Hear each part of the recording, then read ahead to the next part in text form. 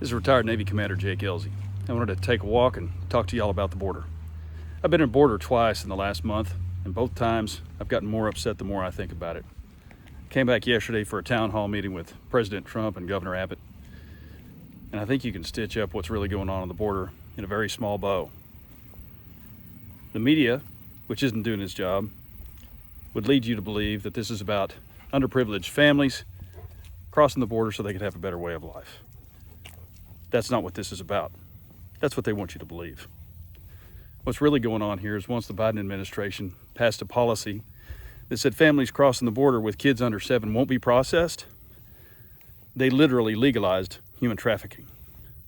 I watched with my own eyes as a family of 3 got off of a raft crossing the river in Rio Grande City, and they forgot the little girl that they brought with them on the raft. Once they got through the processing station, where the Border Patrol didn't check to see if they were a family, what do you think happened to that little 7-year-old? You know who knows? Only God. If that's not the definition of evil, I don't know what it is. So the Biden administration is literally legalizing human trafficking with the actions that they're taking. 90% of the heroin that crosses into our country comes up from the Rio Grande Valley at Texas from Mexico by the cartels. They're destroying our country from the inside. The fentanyl that's crossing into our country from the cartels, made in China. They're trying to destroy our country from the inside. The 13 to 15-year-old unaccompanied males that are crossing into our country, you really think they're unaccompanied? Or do you think they belong to the cartel?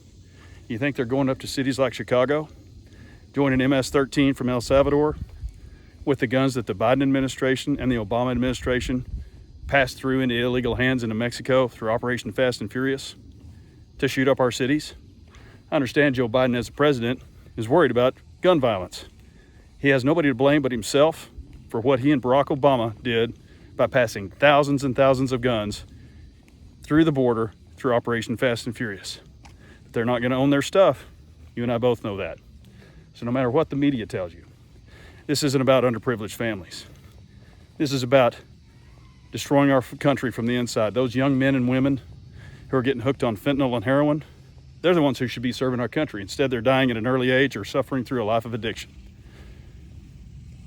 This border problem is a crisis, a humanitarian crisis, and it has to stop.